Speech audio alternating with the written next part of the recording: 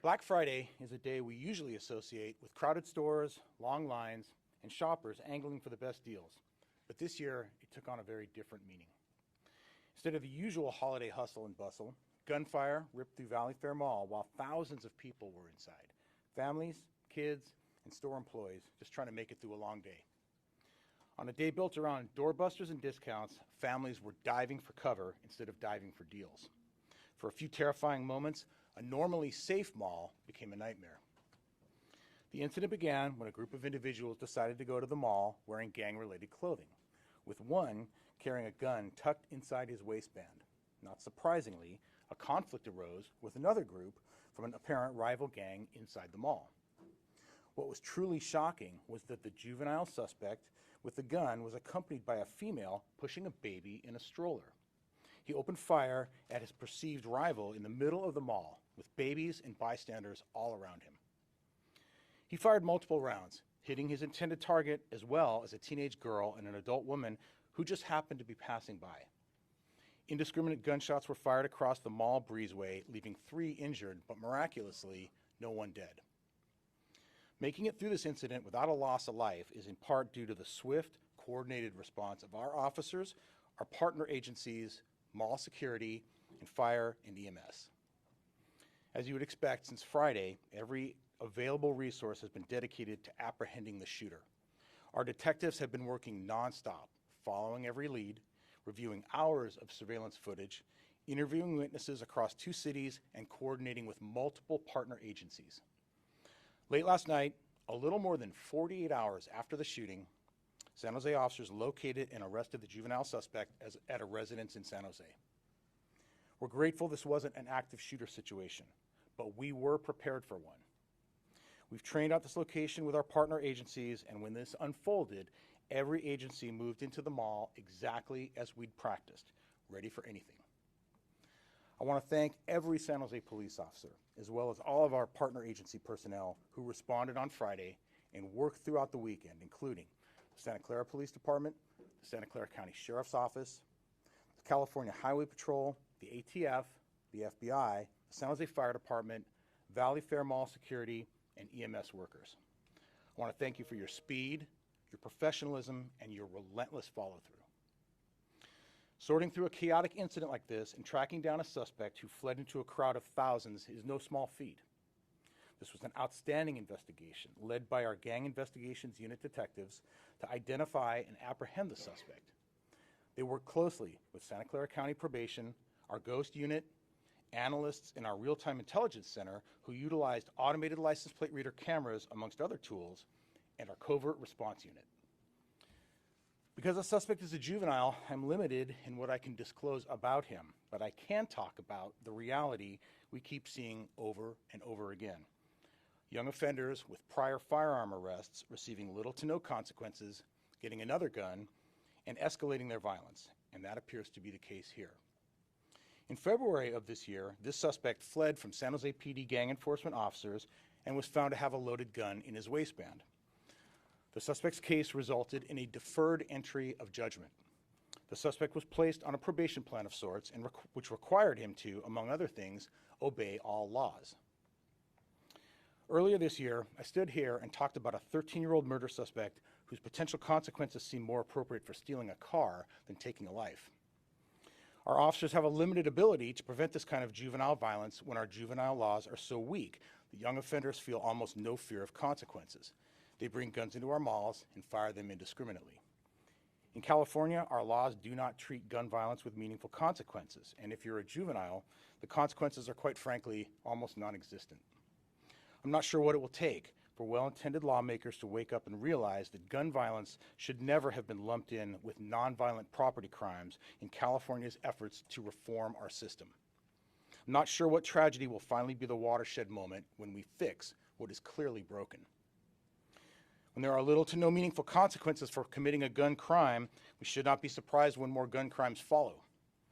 When we blur the line between lesser offenses and gun violence, we send the message that picking up a gun is just another bad decision, not a life-threatening choice that endangers an entire community. I'm grateful that our district attorney, Jeff Rosen, takes gun violence as seriously as we do, and I'm confident he will do so in this prosecution. The victims in this case deserve better. The thousands of people who ran for their lives on Friday deserve better. And the officers working these cases, day and night, deserve a system that will actually hold violent juveniles accountable before more people are hurt. To the victims and their families, we're praying for your recovery, and we will keep pushing for a justice system that prioritizes your safety at least as much as it prioritizes the future of those who choose to pick up a gun and pull the trigger. The investigation is ongoing, and we have more work to do. But let me close with this. Violence, especially gun violence committed by juvenile offenders, is not something we will normalize in this or tolerate in this city. While we wish there were stronger laws in place to protect the public, the San Jose Police Department and our partners will continue to do everything in our power to find anyone who commits violence here and bring them to justice. You cannot do this in San Jose and get away with it. Not now, not ever. Thank you. Now I'll turn it over to Mayor Matt Mahan. Thanks, Chief.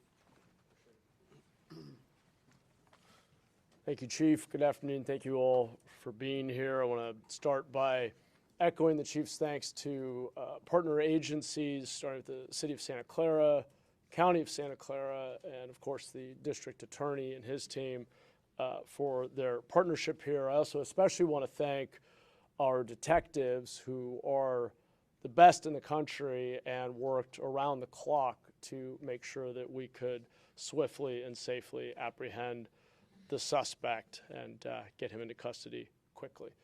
This arrest means a lot to our city because there were not just 3 victims on Friday.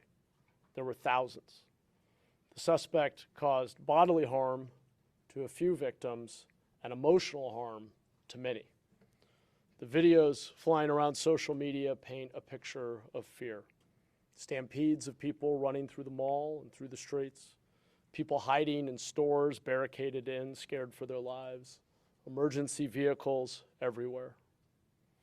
But they also show a story of care. I watched store employees opening their doors for those fleeing, neighbors rolling up their garage doors and helping people shelter, police officers from San Jose and Santa Clara working together to protect our families.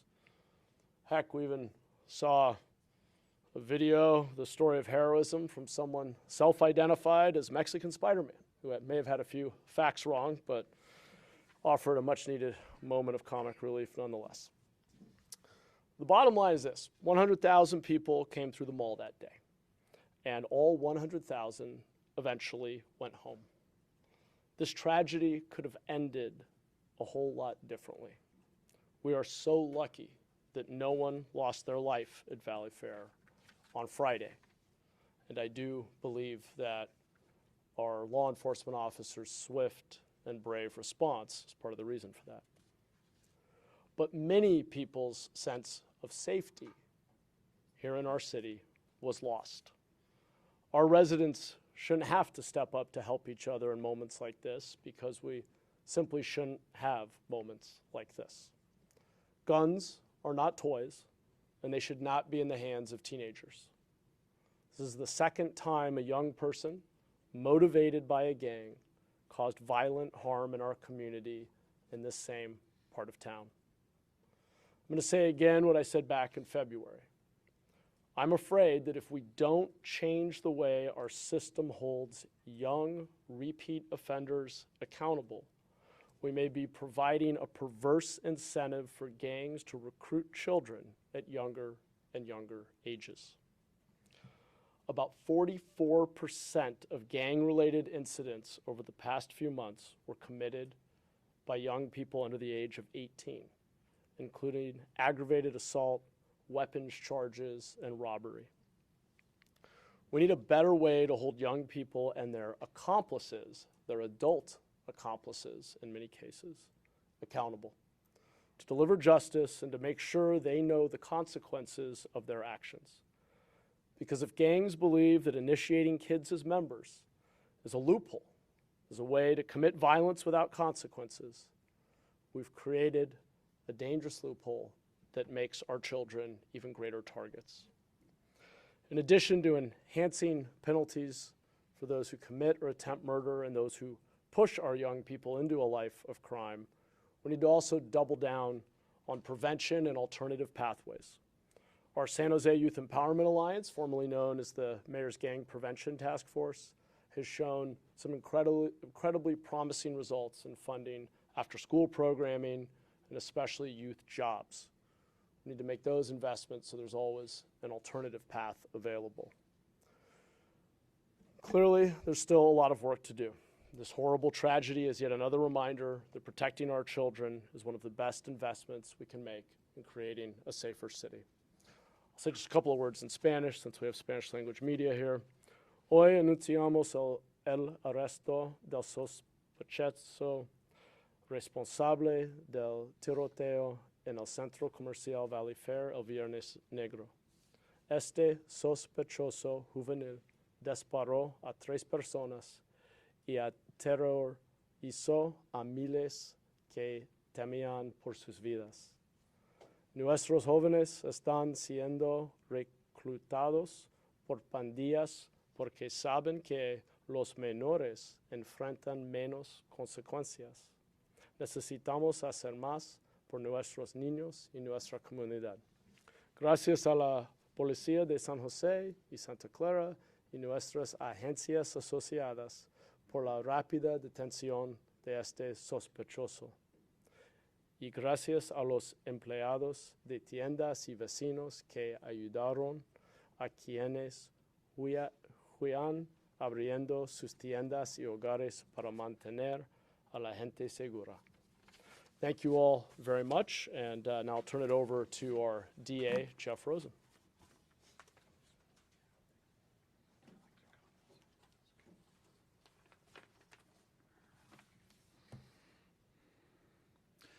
Teenagers with guns are incredibly dangerous and must be dealt with very, very seriously with accountability. Some people object when gang shootings are called terrorism. For the people shopping and working at Valley Fair this Black Friday, this gang shooting was terrorism. For the 2 young women who were shot as they shopped, this was terrorism. What else should we call a mass shooting in a place decorated with festive ribbons and colored lights on one of the busiest shopping days of the year? This is a place where we bring our families and our children. But this minor brought a semi-automatic handgun with him.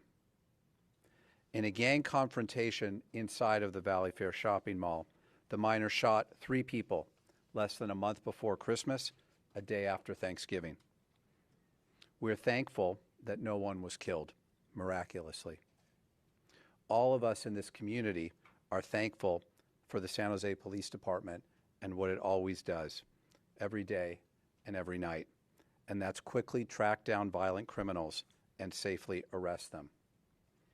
Yes, that is their job, but we never take it for granted. I don't. The Santa Clara Police Department, the Santa Clara County Probation Department, the Santa Clara Sheriff's Department, the FBI, and the Bureau of Alcohol, Tobacco, and Firearms and Explosives assisted in this investigation and are also responsible for the swift apprehension of the individuals involved. As I speak, the DA's office is hard at work reviewing the evidence for this reckless and violent crime. We will be filing serious charges against at least 2 of the individuals, including the shooter, in the next 2 days. I'll have more information about those charges at the arraignment in the next 2 days. Please be assured that these defendants, including the juvenile who is on probation for carrying a concealed weapon, will be held strictly and severely accountable. And I hope as we do our work to keep our community safe, that Valley Fair will go right back to being a happy place where kids can meet Santa Claus, that the mall will return to being a special and safe place where there's caroling in the air and where the only worry will be what to put under the tree. Please, let's all have a safe and happy holiday season. Thank you. All right. Anybody have any questions? How old was the suspect?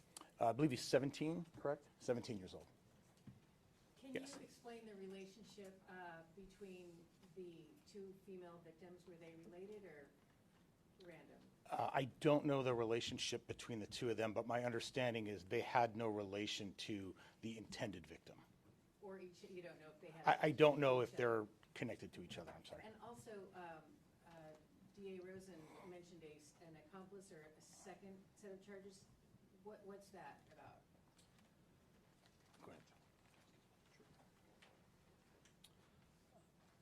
There's at least one individual who assisted the shooter after the fact, essentially becoming an accessory after the fact to these charges. So there's an additional individual that will be charged with allowing and facilitating the escape of the shooter from the scene before the shooter and the individual that helped the shooter escape were apprehended by the police department. They've both been apprehended at this point. Okay, and last question. The woman with the stroller, what is her relation? Is that the second person you're going to charge? Yes, It is that person? yes. And what is the relationship between that woman? How old is she? And what is her relationship to the suspect? She's 21. She's an adult. And she's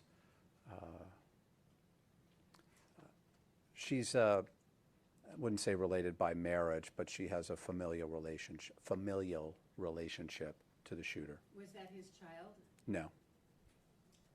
So just like we're clear on the charges, the shooter is being charged, the woman pushing a stroller with a baby inside being charged, and a third person who helped the shooter escape is being charged?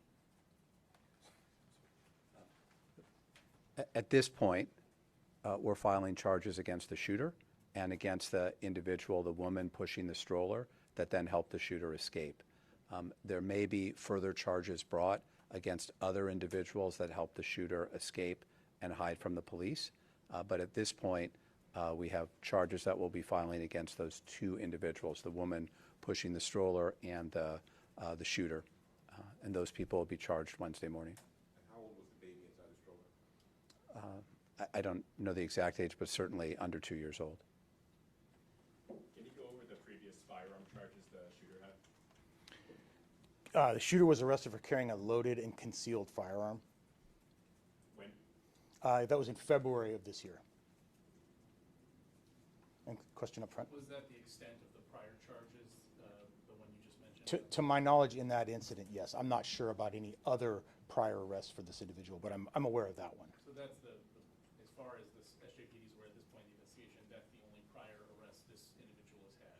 That's the only one that I know of personally. I don't know his entire criminal history. Do you have information about the origin of the gun used in the Friday shooting, ghost gun, stolen, anything along those lines? I do not. Was that recovered? We have not yet recovered that gun. How old is the male victim, and did he help identify the suspect?